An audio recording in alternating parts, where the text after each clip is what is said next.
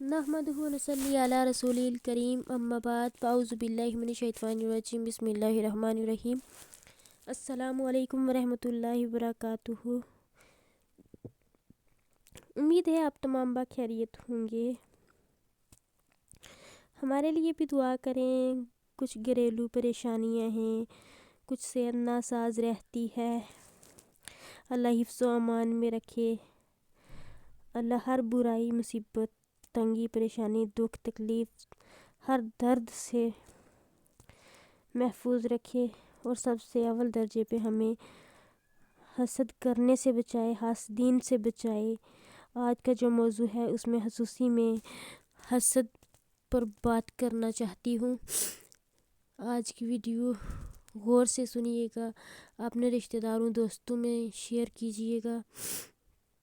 چلیے شروع کرتے ہیں۔ تاریخ میں اس قسم کے واقعات بہت ہیں۔ حاسدین نے سوچا کہ امام ابو حنیفہ رحمۃ اللہ علیہ کے دامن پر ایسا دبا لگا دیا جائے کہ لوگ بدظن ہو جائیں، لہٰذا انہوں نے ایک جوان عمر بیوہ عورت سے رابطہ کیا کہ کسی ہیلہ سے امام صاحب کو اپنے گھر بلاؤ، ہم تمہیں اس کے بدلے میں بھاری رقم ادا کریں گے۔ عورت بیچاری پھسلتی بھی جلدی ہے اور پھسلاتی بھی جلدی ہے، وہ جان سے میں آ گئی۔ چنانچہ ابو حنیفہ رحمۃ اللہ علیہ جب رات کو گھر جاتے وقت اس عورت کے گھر کے سامنے سے گزرے تو عورت باپردہ ہو کر نکلی اور کہنے لگی، امام ابو حنیفہ رحمۃ اللہ علیہ، میرا خاوند فوت ہو رہا ہے، وہ کوئی وصیت کرنا چاہتا ہے اور وہ وصیت میری سمجھ میں نہیں آ رہی، خدا کے واسطے آپ وہ سن لیں، اب گھر میں داخل ہو جائیں۔ عورت نے دروازہ بند کر دیا۔ کمروں میں چھپے ہوئے حاسدین باہر آ گئے اور کہنے لگے، ابو حنیفہ رحمۃ اللہ علیہ، آپ رات کے وقت ایک علیحدہ مکان میں اکیلی نوجوان عورت کے پاس برے ارادے سے آئے ہیں۔ چنانچہ اس عورت کو امام اعظم رحمۃ اللہ علیہ کے لوگوں نے پکڑ کر حاکم وقت کے حوالے کر دیا۔ حاکم وقت تک بات پہنچی تو اس نے کہا، انہیں فی الحال حوالات میں بند کر دیا جائے، میں صبح کے وقت کارروائی مکمل کروں گا۔ امام اعظم رحمۃ اللہ علیہ اور اس عورت کو ایک تاریک کوٹھری میں بند کر دیا گیا۔ امام اعظم رحمۃ اللہ علیہ باوضو تھے، لہٰذا وہ نوافل پڑھنے میں مشغول ہو گئے۔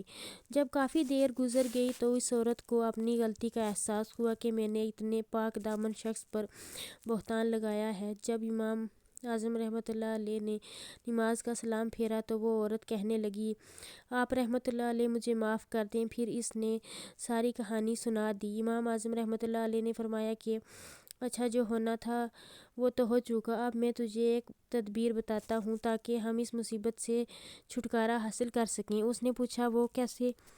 آپ رحمۃ اللہ علیہ نے فرمایا کہ تم اس پہرہ دار کی منت سماجت کرو کہ لوگ مجھے اچانک پکڑ کر لے آئے ہیں، مجھے ایک ضروری کام نمٹانے کے لیے گھر جانا ہے، تم میرے ساتھ چلو تاکہ میں وہ کام کر سکوں۔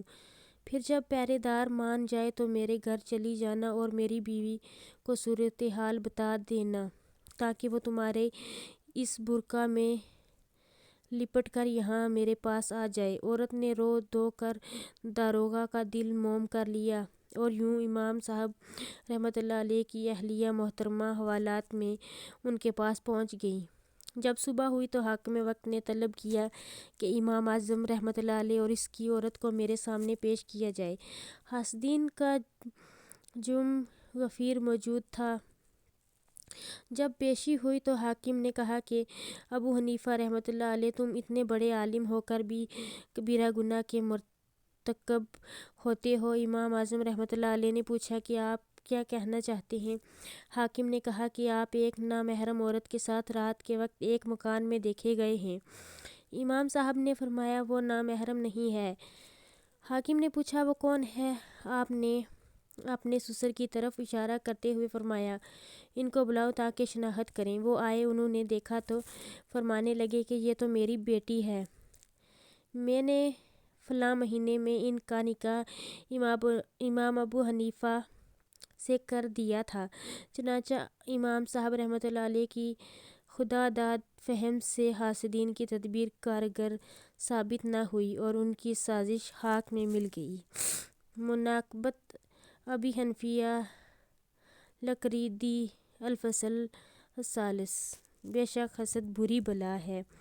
غور طلب بات مولانا جلال الدین رومی فرماتے ہیں کہ کنواں کھودنے والے خود ہی اس کنویں میں جا گرتے ہیں۔ کوئی برا آدمی سزا پائے بغیر نہیں رہتا اور اچھائی جزا پائے بغیر نہیں رہتی۔ بس تم حق سچ پر یقین رکھو اور باقی جو ہوتا ہے ہونے دو۔ حکایات مولانا رومی رحمۃ اللہ علیہ۔ اسی طرح حضرت شیخ سعدی شیرازی اللہ رحمۃ اللہ علیہ فرماتے ہیں، حسد کی وجہ سے بے ہنرمند کو نہیں دیکھ سکتا، یعنی جیسا کہ آوارہ کتے شکاری کتوں پر بھونکتے ہیں، بالکل اسی طرح جب کم ظرف حاسد کسی ہنر میں کسی سے نہیں جیت سکتا تو اپنی کم ظرفی سے عیب جوئی کرتا ہے۔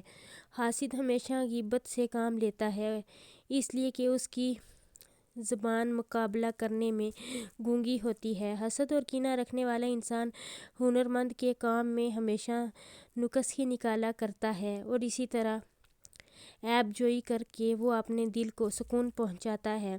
دوسروں کی عیب جوئی کرنے والا حسد اور کینہ رکھنے کی بنا پر اپنی کم ظرفی ہی دکھاتا ہے اور دوسروں کو اپنی اسی حسد کی عادت کی بنا پر نقصان پہنچانے کی کوشش کرتا رہتا ہے۔ بغض اور عداوت بہت بڑی لعنت ہے اور اللہ عز و جل کی ناراضگی کا موجب بھی ہے۔ سچ ہے کہ حاسدوں کا انجام ان کی بری نیتوں کی طرح برا ہوتا ہے۔ اللہ عز و جل ہم سب کو اس بیماری سے محفوظ رکھے، آمین یا رب العالمین۔ بجا سید النبی المرسلین صلی اللہ علیہ وآلہ وسلم۔